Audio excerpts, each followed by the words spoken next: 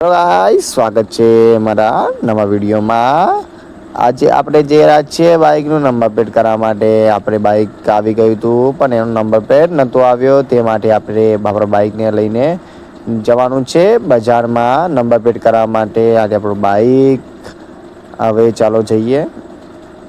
ચલો મેં સુમો ને 3 જણા અમે નીકળી ગયા છીએ બાઈક લઈને નંબર પ્લેટ માટે બજારમાં. તો જઈને તમને બતાવીશું કે કેવું હતું અમારું શોરૂમ, કેવી રીતે નંબર પ્લેટ નખાવાય છે અને તેમાં કેવા કેવા ટૂલ્સનો ઉપયોગ કરવામાં આવે છે.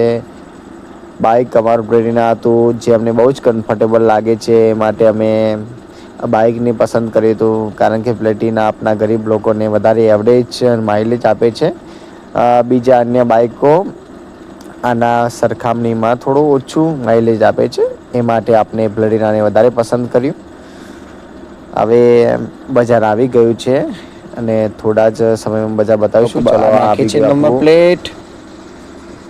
આપનો આ વિડીયો કેવો છે, સારો છે તો લાઈક કરો, સબસ્ક્રાઈબ કરો, શેર કરો. આવી રીતે આપણા બાઈક નંબર પ્લેટ નાખે છે આ લોકો.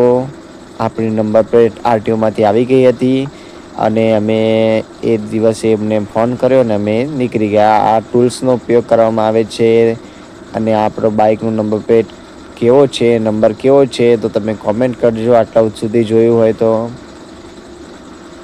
આ મારા પહેલા બાઈકનો પહેલો નંબર છે અને અમને ઘણો આનંદ થયો અમારા નંબર પ્લેટ આવી ગયો. અને 2321 મારો ફેવરેટ નંબર હતો.